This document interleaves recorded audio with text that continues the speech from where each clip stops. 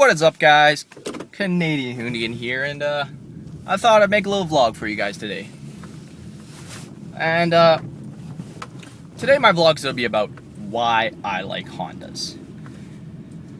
I can already hear it now. You guys think I'm a dumbass and you hate it, and you know what? I agree. If you don't really know about legit Hondas, know a lot about Hondas, their reputation speaks everything, and their reputation is fucking shit. Lack of a better term. Sorry, I didn't really want to swear there, but it is. Ricers have made the worst reputation ever for Honda, and it kills me. But I look past that, and I don't focus on the badge or the name or what the hell everybody talks about the car. No. I care about how the car drives, what it feels like, what experience it gives me. And I really quite enjoy Hondas. I own two of them. Right now I'm currently in my 2000 Honda Odyssey. I also have a 2008 Honda Accord V6. And I quite like this van. And I'll speak to you quickly about it. I like it for a few different reasons, and some of them are stupid, and some of them I quite like. A couple of the reasons: I really like the way this van drives. And you're like, what the fuck? Van? You like the way a van drives? Are you in meth, Jason? And, you could say that, most people would, but no. Like, yeah, okay, it's not a sports car by any means, but it's got a cable gas pedal. And I love it. It's instant response. As soon as you hit it, it goes. Love it. Steering in this is probably my favorite part because it's just pure hydraulic. None of that electric power assisted shit that's going on nowadays. It's old school hydraulic steering, and you can't beat it. It feels amazing. It's got a really, really, really nice feel to it. It turns when you want. It's not numb. You have great road feel to it, and that's really quite why I love this van. Is not the performance of it. It's the inputs to the driver it gives you is what I really enjoy about it. The power on this, meh, not the greatest. It's got a J35 A1. 210 horsepower, 225 foot-pounds of torque. You know, nothing really amazing, but it gets the job done. So I don't give a shit. It's big and it hauls stuff, and it's never let me down before. So I really like it because of that. My other vehicle is a 2008 Honda Accord V6 with a 5-speed auto. And straight off, first thing, automatic sucks. It really does. Now, no, I'm not saying all automatics suck. I do love a good dual clutch. I also really enjoy a proper built automatic transmission. And you're probably thinking, what is a proper built auto? Proper built auto, it's got a shift kit. It's got a stall, new torque converter, beefier internals. And you know what? If you've ever driven one, those things can crack off shifts hard and good. And you know what? They're nice, but that's the one in my Accord stock. It shifts slow. You slap shift it. It's got a lot of delay in it, so you got to time it. Yeah, it kind of sucks. The power in it is fantastic. It's got a J35 Z2, which is not the same as the Z3. Z3 has proper true VTEC, like that was from like B series and K series, and I'll talk about that in a little bit later. Why? I really like the VTEC in it. But the Z2, it has the intelligent VTEC, which has a cylinder shutdown, which is gay and stupid, but whatever. But it still has like the true original VTEC cams, but it's only on the intake, so it's kind of meh, for lack of a better term, meh. It's got electric power assisted in that car. It's numb. But it's got Honda put a decently quick ratio into it, and I really like that. I think that's awesome. That's awesome. I like it. The suspension, it's, for a family sedan, it's decently low. It's not Stance Nation or Hella Flush by any means, but it's still lower than most cars, in my opinion, from what I see. So that's cool. The spring rates in it and the dampening in it. Spring rates are firmer than what you would expect from a family car, so if you do pitch it into a corner or drive it spiritedly, it actually feels pretty good. Dampening, it's alright. It's nothing too amazing. It's better than some. By no means is it great. Power, love it. J35Z2, 270 horsepower, about 245 foot-pounds of torque. And that leads for some good fun.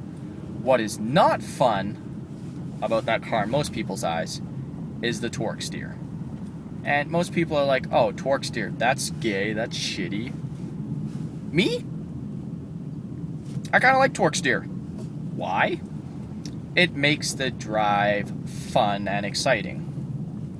And you're thinking, torque steer, fun and exciting? What the hell's wrong with you? Jesus, and you're like, this guy's crazy. And, most people would say I am crazy, but torque steer, I find it makes the drive fun because, you go and you boot it out of a corner and the car's fighting you and you're wrestling with it, and it adds excitement. And true enthusiast, all you want is you want to have fun, and I get fun from excitement, but I like it. So those are new Hondas. And the thing that makes me really love Hondas is VTEC. And yes, everybody's gonna make fun of me about it, and I can hear you laugh now, like, ha ha ha, VTEC, you faggot, gay. And yeah, VTEC also has a terrible reputation, just like Hondas. But that's not the point. My point is, I want you to take a step back from the reputation VTEC has and Honda has and all that blah blah blah blah. And sit there and think for a second what VTEC really is. And for those of you who don't know what VTEC is, you can either Google it or I'll explain right now. VTEC is basically, you have two different cams. Okay, you have one like normal cam, and you have an aggressive cam. And you take those two and you put them together.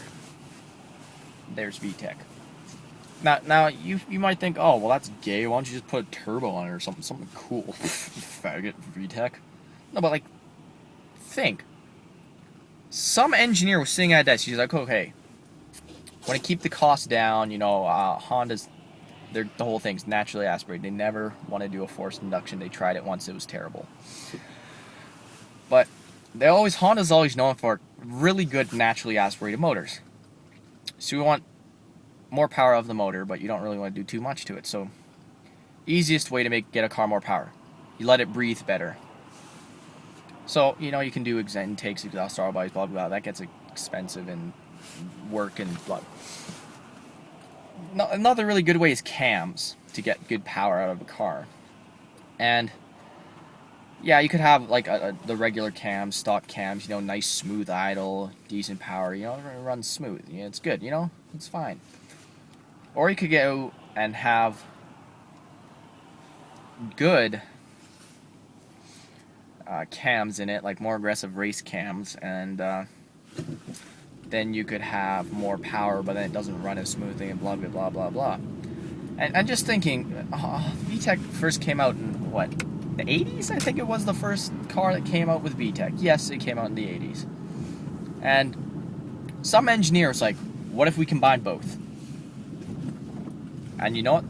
That's pretty much what VTEC is. So you have your nice, smooth, normal, running, idling cam, works whenever, but then when you really want to get into the power and really push the motor and stuff, you get that more aggressive cam kick in. And, think about it, Jesus, holy shit, that's ingenious. It's like you have two different motors in the same car at the same time. That's awesome. That's probably one of my top reasons why I love Hondas is because of VTEC. Not the stupid blah and the power and all the stupid reputation, but the fact that somebody came up with the idea to combine two different camshafts into one motor to make more power but still keep it smooth and have good fuel economy. That's some smart thinking right there, dude. Props to you. That's probably one of the greatest inventions in the automotive world to me. Another thing I like about Hondas, those things fucking run forever. Seriously, like you look at those old Hondas, they'll have like 500,000 miles on them or whatever. Those things are still running fine. Like, goddamn, dude, can't kill these damn things. It's awesome. Like, Hondas have great reliability, and that's something. It's not too hard to find anymore, but it's still Honda's reliability is still. There's a few rivals coming up on it, but still, Hondas have one of the top reliabilities. They're cheap, which is good and bad. Bad because of racers, but they're good cars for the amount of money. Like, they're really good quality cars. And yes, Hyundai's coming up and kind of stealing that away, but I'm more talking about context of Hondas when they were at their prime, which was the 90s. And I'm not talking about your USDM Hondas and all that. I'm talking about like the Hondas from Japan, Tegra Type R, stuff with K series motors, B series motor, you know, the FC20. Back when Honda was purely an engineering driven company. And I'll get back to that in a second, but god damn it, I lost my thought. Okay, well, I guess we're gonna come back to it now. Hondas in the 90s. So they're arguably the best front wheel drive cars you can buy. Like performance front wheel drive cars. As I said in last week's vlog, which was actually like a few days ago, Teg Type R. That was an awesome car. Power, handling, like that thing was pretty much a race car. Toned down a little bit, but still, it was awesome, and everything was about the driver and the drive, and I love that. The Honda S2000, created in the 90s, has that FC20 motor that revs to $9,000. And you know, a lot of the 90s motors that came in Hondas, they did rev really freaking high. That's another engineering feat. You have a factory car, and that thing can rev to like $9,000. You don't even see that nowadays with any motors. And that FC20, 2 liters, okay? 2 liters naturally aspirated, it made it 240 horsepower. That's phenomenal from a factory motor. No tuning, no nothing, straight from Honda. 240 horsepower from a 2 liter naturally aspirated. No turbos, no superchargers, nothing. Naturally aspirated. And that record was only recently beaten by Ferrari, I believe. Like, it's a record stands for that long, like, you know you got something good. 90s Hondas are honestly my favorite things, and they really are fantastic. Yeah, they're front wheel drive, but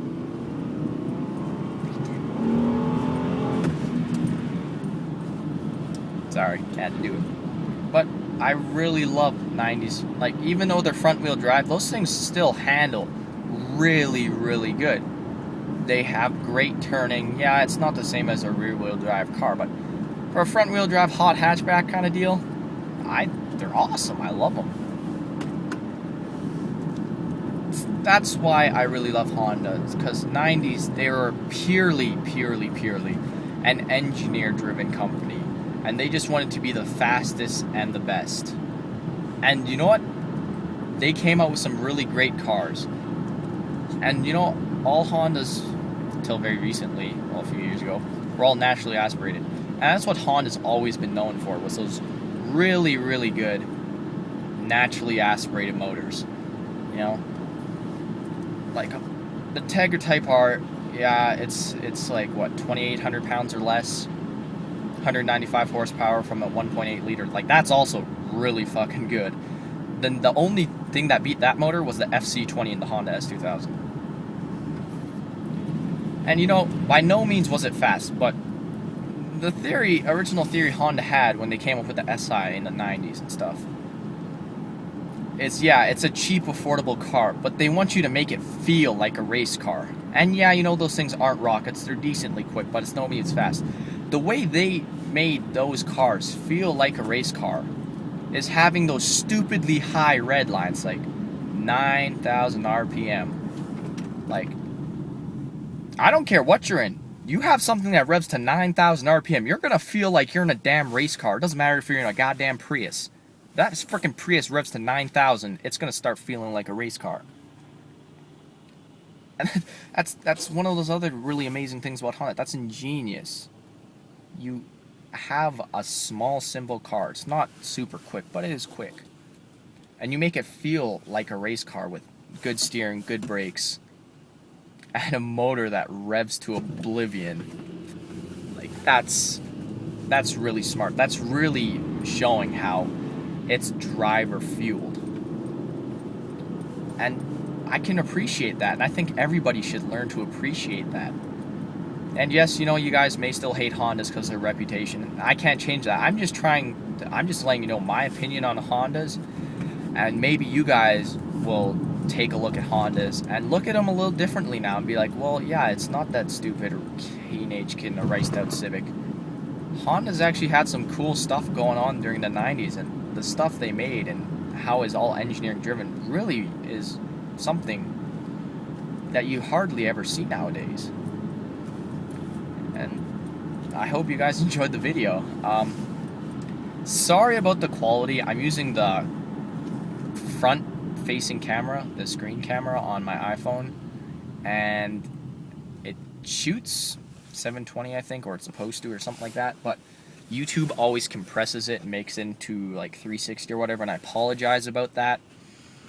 I tried using the rear camera, but it's not working, and it's cutting out the video after 14 seconds constantly, so I'm gonna keep using this for a while. I'm gonna try my other phone, and I'll hopefully that'll be better, because I really want you guys to have high quality videos. I watch vlogs and any videos, like, I get really annoyed if it's not like 720p, but that's just me being bitchy, I guess. Hopefully you guys won't care as much, and you'll enjoy the content more than the video quality.